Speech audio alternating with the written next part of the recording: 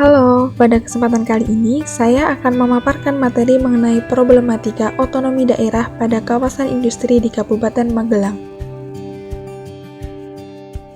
Kecamatan Tempuran merupakan kawasan industri yang terdapat di Kabupaten Magelang, Jawa Tengah.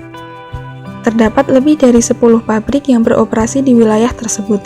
Masyarakat yang tinggal di sekitarnya pun terkena dampak positif dan dampak negatif dengan adanya pabrik-pabrik tersebut.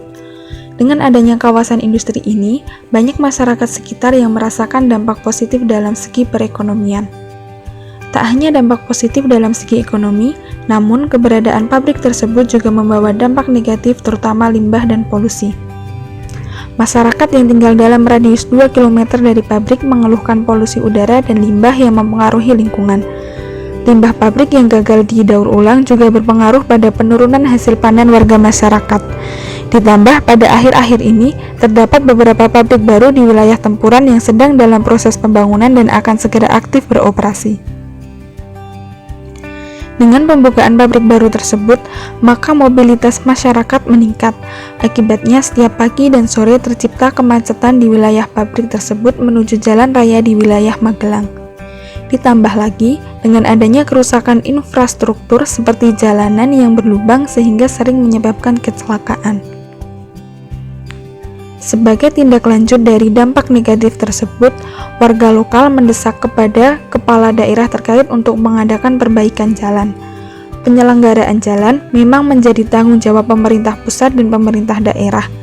Dalam upaya untuk membangun jalan secara umum, pemerintah pusat dan pemerintah daerah melakukan kegiatan pemrograman dan penganggaran, perencanaan teknis, pelaksanaan konstruksi, serta pengoperasian dan pemeliharaan jalan.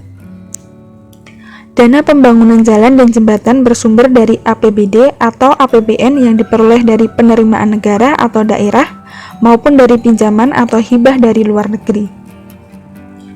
Pemerintah pusat mengalokasikan APBN di bidang infrastruktur khususnya jalan dan jembatan, baik untuk pembangunan, peningkatan maupun pemeliharaan ke dalam anggaran Departemen Pekerjaan Umum. Untuk pemerintah daerah, dana untuk pembangunan jalan dan jembatan dialokasikan dari APBD masing-masing daerah. Namun, jika pemerintah daerah tidak mampu membiayai penggunaan pembangunan jalan secara keseluruhan, maka pemerintah pusat akan membantunya.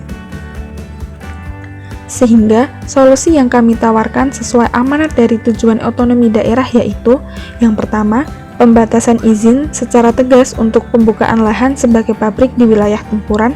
Yang kedua, kontrol pemerintah daerah terhadap infrastruktur dan kondisi masyarakat harus lebih ditingkatkan.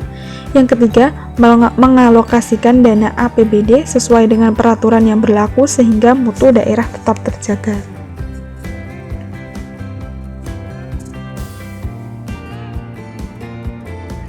Sekian pemaparan dari saya, semoga bermanfaat.